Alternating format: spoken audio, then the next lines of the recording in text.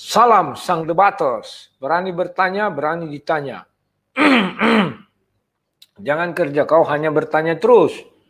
Kawan-kawan, sekarang lagi maraknya ya berita tentang dilaporkannya dua channel apologet Kristen, yaitu People 88 dan Muhammad KC, ya kan? Secara saya tidak kenal mereka berdua, ya. Bahkan saya pun belum pernah nonton video mereka, baru kemarin. Tetapi kawan-kawan, yang mau saya katakan di sini adalah saya tidak melihatnya itu sebagai suatu karena saya tidak kenal maka saya tidak peduli. Tidak, saya tetap peduli karena kami sama-sama apologet dan sama-sama pernah mengalami masalah ini. Ya kan? Saya diberitahukan tanpa ragu apa yang terjadi.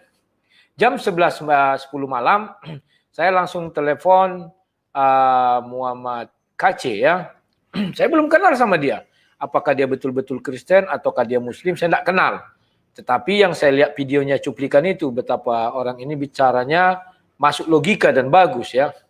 Cuman memang bagi orang-orang yang beragama tersebut, biasalah. Semuanya kebenaran pun kita bilang itu adalah fitnah bagi mereka. Dan mereka memfitnah kita adalah kebenaran bagi mereka ya. Dibalik-balik aja. Kawan-kawan, nah dalam pembicaraan kami tadi malam, ya saya bilang, kamu tidak usah takut. Kenapa kamu takut? Saya bilang. Sedangkan Ustadz Somad saja kawan, tahu Ustadz Somad kan? Dengan gamblangnya menghina salib, menghina Yesus. Ketika dia dilaporkan ke polisi, kasusnya naik, kan tidak? Apa dia jawab? Saya membicarakan itu di depan jamaah saya. Kecuali saya di luar. Berarti maksud dia di tempat tertutup. Ya kan? Dan ada yang mengambil gambar. Kan demikian. Tidak, dari gambar itu kan kelihatan dia diambil dari depan. Artinya gambar itu terang-terangan diambil. Dan dia tahu gambar-gambar dia sering diambil. Tetapi memang dia nggak tahu siapa yang ngambil. Kan demikian. Sekarang saya bilang lagi kalau sama si MKC, ya, dia ada nggak jamaah di depan dia? Tak ada. Terus bagaimana dia berceramah? Hanya bagi dirinya sendiri. Dan saya tidak tahu siapa yang merekam. Kan demikian. Memang ada orang merekam. Bisa jadi dia rekam sendiri, bisa jadi ada orang yang merekam. Kan tidak tahu kita. Kalau dia bilang ada orang merekam, mau apa? Ya kan? Dan saya tidak tahu apakah disebarkan orang itu apakah tidak. Kan demikian lagi. Jadi kawan-kawan, kalau mau dibuat perbandingan, apa yang dilakukan Ustadz Somad, masih ada orang yang menyaksikan. Sekalipun tidak direkam, orang banyak menyaksikan hinaan hujatan itu. Tapi si MKC gimana? Tidak ada satu manusia pun di hadapan dia. Kecuali perekam. Paham ya? Saya tidak tahu apakah itu cuma alat ataukah ada orang yang memegang alat itu. Yang penting perekam. Oke kawan, paham ya? Terus apa mau dibilang ya? Saya kan tidak di depan orang banyak. Saya hanya di dalam ruangan sendiri. Apa bedanya? Dan itu saya ucapkan untuk diri saya sendiri. Sedangkan si Somad bilang itu untuk saya dan jamaah saya. Betapa mulutnya gampang kali menghina-hina Kristen. Ya kawan-kawan ya? Dia menghina, saya pikir tidak. Menurut saya. Karena sering itu kalimat-kalimat lebih parah dari situ saya dengar. Ya kawan-kawan ya? Nah, kawan-kawan, sekarang malah dilibatkan si Papel 88. Saya nggak ngerti, si Papel 88 kan hanya meneruskan. Berarti orang yang men-share, penting siapa aja men-share gitu ya kira-kira ya. Kalau seperti itu semua kawan, sama dengan si Somad, udah banyak beredar video itu. Kenapa itu tidak dilaporkan juga semuanya? Kenapa tidak diproses itu semuanya? Oke, sekarang ini saya buka sebuah sebuah berita di media bahwa saya lihat ini di Warta Kota ya. Saya nggak ngerti ini media bagus apa enggak ya. Tapi inilah ya, Warta Kota Live. Tebar konten berpotensi konflik SARA. 2 akun YouTube dilaporkan ke Polda Metro Jaya. Ya kawan-kawan ya. Ini sudah ke Polda Metro Jaya. Dibilang bisa membuat keresahan, kecurigaan, bahkan mengadu domba atau memecah belah bangsa. Si Somad bisa nggak memecah belah bangsa? Oh, bisa kali, berpotensi. Orang Kristen pasti marah lah. Tetapi untung Kristen itu punya kasih. Mereka tidak mau melaporkan. Kok ada yang melaporkan? Tetapi baraknya tidak dirongrong, datang berjilid-jilid, tidak. Kristen tidak diajarkan seperti itu. Kalau orang misalnya pihak yang berwajib mengatakan tidak ada bukti, ya sudah. Mereka tidak ngotot-ngototan seperti itu karena harus tunduk kepada pemerintah. Tapi orang ini nggak tahu saya apa bagaimana. Karena sudah ada cerita di negeri kita ini, orang ini bisa menyetel semuanya dengan datang beramai-ramai sehingga membuat orang semuanya jadi apa? Kalang kabut atau bagaimana lah ya. Pemilik akun Papel 88 Channel dan akun Zontoloyo ya juga yang telah menimbulkan diamankan ya.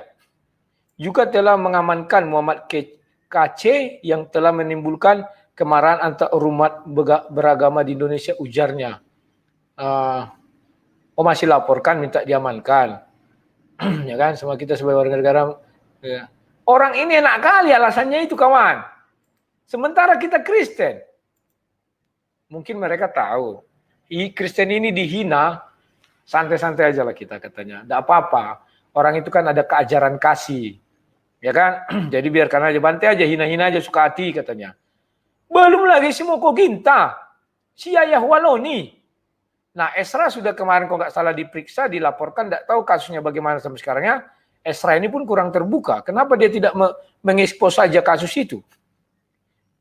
Ya kan? Bahkan banyak penghinaan terhadap Kristen.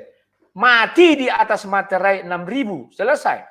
Selesai kasus, buat 6.000 selesai. Hanya sebatas itulah harganya.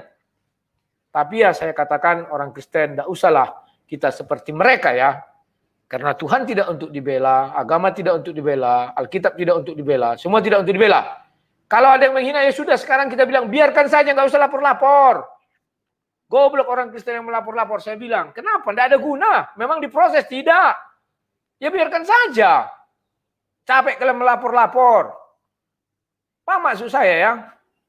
Sudah biarkan saja mereka menghina. Memang itulah mungkin kodratnya kita. Atau yang harus kita terima saat ini. Kalian bilang saya tidak terima. Terus kalian mau apa? Kalau lapor setumpuk-tumpuknya laporan bukannya diproses. Atau diproses tapi mati prematur. Atau belum ada titik terang. Padahal jelas-jelas itu kalimatnya menghina. Di salib ada jin.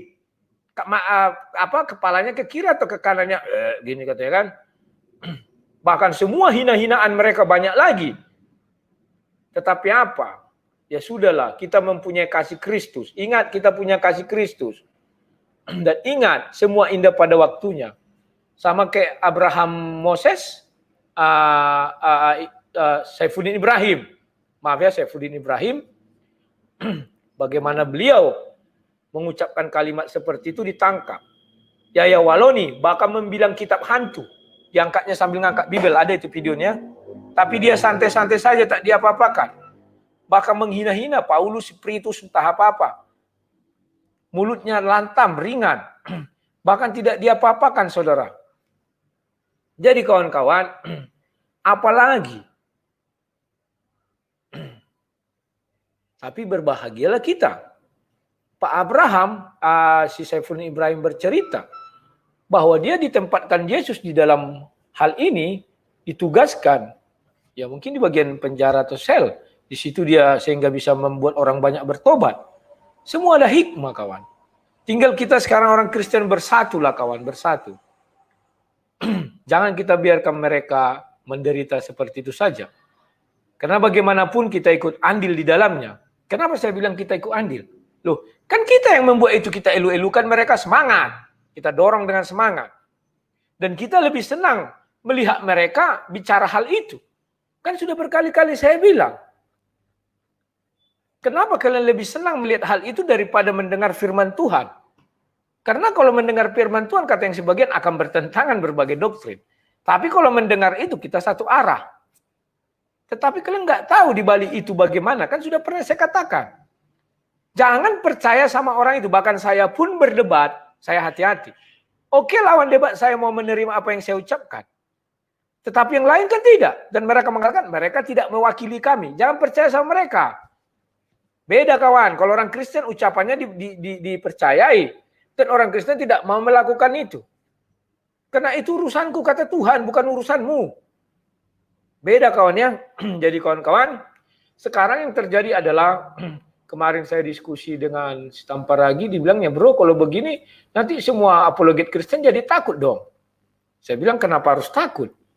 Maka kalian harus belajar undang-undang ITE. Apa dibilang di situ? Barang siapa dengan sengaja, kan selalu dibuat ulang, dimulai dengan itu. Barang siapa dengan sengaja dan tanpa hak, maka tanpa hak inilah yang harus kalian explore. Carilah sesuatu yang sehingga kalian berhak, aku bilang. Contoh, misalnya Lea Waloni menghina-hina Kristen, kalian punya hak jawab. Ulas aja jawab.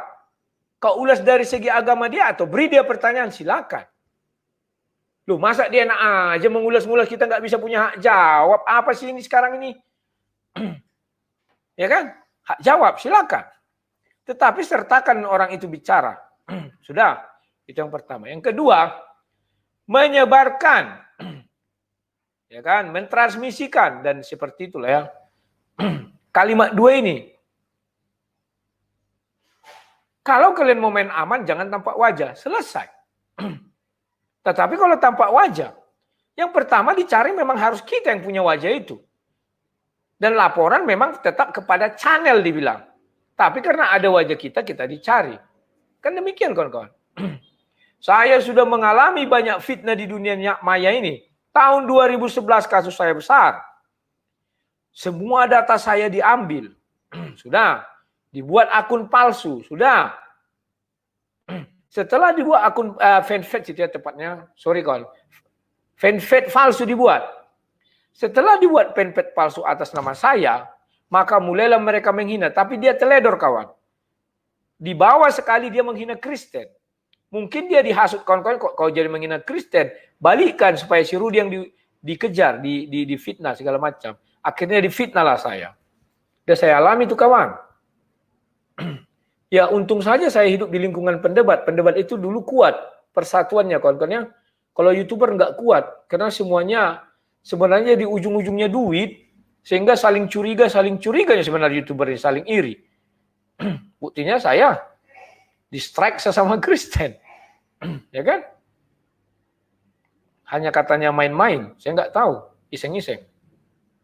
Kalau pendebat tidak. Kami dulu kompak kawan. Siapa yang kena? Woi, ini ada gini-gini. Semua itu ikut bekerja. Srep. Bagaimana teknik bekerjanya? Nantilah kalau saya sudah tua, saya akan bukakan semua. Saya bukan sok-sokan. Sudah pernah satu akun kawan saya masuk televisi RCTI dulu. Saya ingat sekali tuh. Terjamah dia, tidak kawan.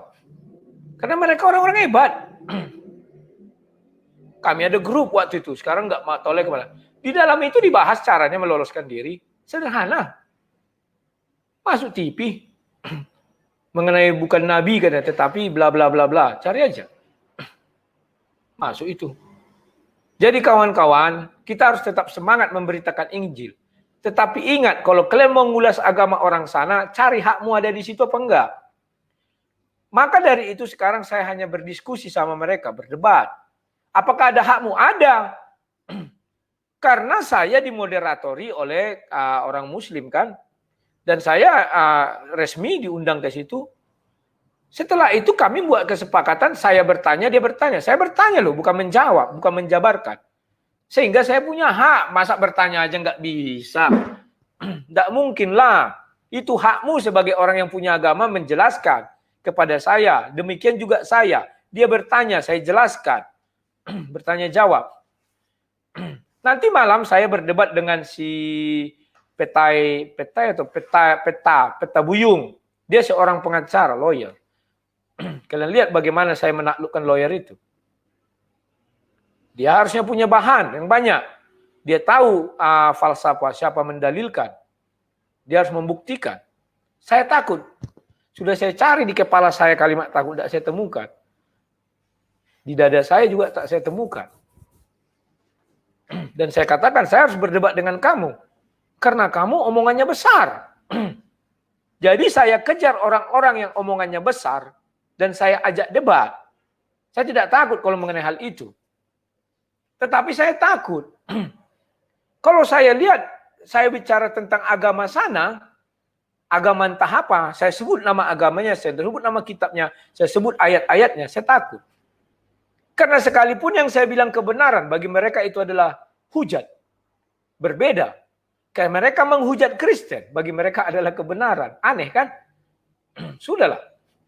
Itulah yang kita terima saat ini, sampai satu hari nanti negara kita bisa berdiri di tengah-tengah atas hal ini. Tidak condong kiri, tidak condong kanan. Kapan itu? Ya berdoa saja. Semoga cepat. Sudahlah. Mau berbusa kau laporkan si Somad. Mau berbusa kau laporkan si Yahya Waloni. Nehi-nehi. Ya kan? Tetapi mari kita doakan. Si PP88 dan si MKC agar mereka terbebas dari yang namanya pencobaan iblis. Ini saya bilang pencobaan iblis loh. Ya kan? Iblis itu kan ingin mengapakan orang, mencelakakan orang. Memasukkan ke sel karena dia berkata-kata tentang sesuatu hal. Kan demikian. Ya, kita doakan seperti doa Bapa kami, jauhkanlah kami daripada pencobaan iblis. Selesai. Ya kawan-kawan ya. Kalau kalian tanya bagaimana saya melihat kasus ini, di kepala saya sudah ada, tapi enggak akan saya bilangkan. Kalau sudah masuk namanya tahap 2, sudahlah. Tinggal menunggu berapa tahun. Tak ada istilah mau kau benar, mau kau apa, bebas. Tak ada itu. Maka kita doakan di dalam penyelidikan tidak ditemukan alat bukti atau kurang. Maupun di penyidikan. Saya sudah ngalami kawan. Baru-baru ini tahun 2018 sampai 2019. Saya juga berkasus undang-undang ITE. Ya puji Tuhan. Sudah sampai SPDP. Sudah sampai penyidikan. Tapi bukan pencemaran agama ya. Pencemaran nama baik. Istilahnya seperti itulah. Saya dilindungi Tuhan. Dan saya bersyukur. Karena masih banyak orang mengkloning akun saya di Facebook, kawan. Kalau di YouTube kan susah. Tapi kemarin ada saya lihat. Sang debater sampai, tapi tidak ada fotonya. Saya berterima kasih. Dengan cara itu rupanya saya dilindungi Tuhan. Ketika dibuka banyak kali nama Rudi Yohanes. Terus yang mana? Apakah saya menanggung dosanya itu semua? Maka pernah saya katakan, andai kata dulu ada diberikan penghargaan Guinness Book of Record, sayalah penerimanya. Karena akun Rudi Yohanes Tagalung di Facebook dulu sampai ribuan. Pernah saya lihat itu 10.000. Di cloning. Itulah saking tenarnya saya dulu. Apakah saya uring-uringan? Tidak, hanya satu fanspage yang saya uring-uringan. Karena akun itu yang membuat saya jadi tidak bisa tidur nyenyak, tidur siang malam. Dia menghina-hina secara vulgar. Itu bukan saya. Apa saya harus menanggung dosanya itu? Akun saya ada cuma satu. Dan akun saya sering dirudal. Karena saya pendebat. Di-report terus itu. Jadi mungkin sebulan saya dulu saya buat akun 2. Selamat-selamat mungkin 1 akun sampai 5 bulan. Kan demikian. Itulah sebabnya saya tidak pernah lagi menulis agama di akun Facebook saya. Kalau saya tulis sebentar, kemarin kan sudah hampir kena rudal itu. Kena saya seminggu tak bisa apa-apa. Ya kawan-kawan ya. Jadi kawan-kawan, kita tidak boleh takut dalam hal ini. Tetapi kita harus cerdik seperti ular dan tulus seperti merpati. Saya tahu, saudara-saudara seiman saya lebih suka saya bicara tentang agama Islam. Mereka senang, emosinya terlampiaskan. Tetapi selalu saya ingatkan, tidak demikian kawan. Saya Kristen, diperintahkan untuk mengabarkan Injil Kerajaan Sorga. Mengapa kitab suci orang sana saya kabar-kabarkan? Salah itu kawan, saya bilang. Kita kembali, sekarang kita menyingkap rahasia isi Alkitab. Itu saya buat judulnya. Maka setiap ada orang yang mau bicara tentang agama lain, saya bilang, stop, tidak bisa. Jangan sebut nama, jangan mundur. Saya sebagai orang yang berpengalaman harus memberitahukan hal ini kepada kalian. Jangan sok-sok gagah-gagahan. Ya, ada yang mau bilang kita strike kembali. Alah, apa sih kekuatanmu? Mau kau bawa ke mahkamah internasional, belum sampai kau internasional, lokalan aja udah kalah. Makanya saya bilang kawan-kawan, udahlah kawan-kawan, enggak usah pala kalian buat pertentangan lagi, expose sana, expose sini, balik sana. Enggak usah lah. Saya ceritakan pengalaman saya ketika waktu itu kasusnya heboh. Saya baca kitab suci, ada satu ayat, berdiam diri saja kamu katanya. Tunggu sampai semuanya reda. Saya berdiam diri. Saya ditelepon sana sini, disuruh pergi ke polisi minta perlindungan. Tidak, saya bilang. Kalau saya pergi, maka orang akan datang ke tempat itu. Begitu diketahui, oh udah ditangkap si Rudi begini-gini, Pak, saya melapor biar dilindungi. Pada saat itu di negara banyak itu kasus kan. Lemah terhadap ormas-ormas ini. Maka saya bilang tidak, saya berdiam diri saya, biarkan saja. Kalau bisa dibuktikan, tangkap saya. Saya nggak melakukan perlawanan, tidak melakukan kehebohan di dunia maya, diam saja. Diam saja. Sampai berapa tahun, 2 tahun, saya nggak melawan, diam aja. Biar aja mereka sibuk mencari itu bukti adalah saya. Karena saya pikir hukum harus tetap ditegakkan. Nah, kawan-kawan, rahasia daripada Undang-Undang ITE, kalau kalian bicara ITE, ingatlah pasal 5, pasal 6. Itu penting sekali. Terutama pasal 6. Bahwa apapun barang alat bukti atau barang bukti yang mereka berikan, hanya dianggap sah apabila aslinya bisa dibuka. Ya sudah, pasal 6 itulah kalian pelajari. Sama kalau pasal 7, agak susah ya penerjemahannya. Pasal 14, 16 juga bisa. Harus dibuka yang aslinya, dicocokkan, dah selesai. Ya kawan-kawan, cerdaslah kalian, cerdas. Tapi bukan berarti saya tidak bisa tergelincir, bisa kawan. Makanya saya minta kepada kalian, ingatkan saya kalau saya mau tergelincir. Doakan saya agar saya tidak tergelincir. Takutnya tinggal saya nanti pendebat Kristen yang tinggal di dunia maya ini.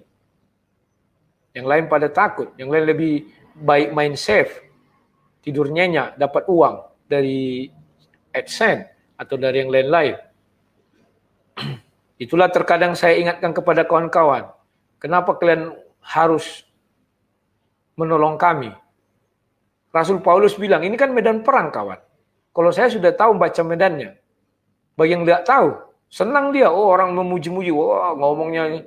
Kalau saya tidak, bisa menahan diri, merem. Rasul Paulus bilang, adakah seorang pergi berperang dengan biaya sendiri? Jadi kalau kalian membantu kami kawan, itu enggak salah. Kalian memberikan sedikit donasi kepada kami, itu tidak salah. Kalian kira enak kerja-kerja gini, bicara-bicara gini, tidak ada bahaya sekali kawan. Ya kawan-kawan ya, saya harap kalian bisa mengerti. Oke kawan-kawan, saya ucapkan sampai sini dulu. Nanti malam saya mau berdebat dengan Petai Buyung, jam 19.15, topiknya jalan keselamatan dalam Islam maupun Kristen. Oke kawan-kawan, saya tidak akan takut berdebat kawan. Karena saya adalah sang debater, bukan sang penakut. Tetapi saya akan tetap menjaga lisan saya. Agar tidak ada yang tersakiti. Kalau ada yang tersakiti, tapi karena saya sudah berusaha, itu memang dibuat-buatnya lagi. Memang karena dia tidak suka aja, tidak senang. Karena bagi mereka, kebenaran adalah hujat. Dan hujat adalah kebenaran. Oke, sekian dan terima kasih. Salam sang debater.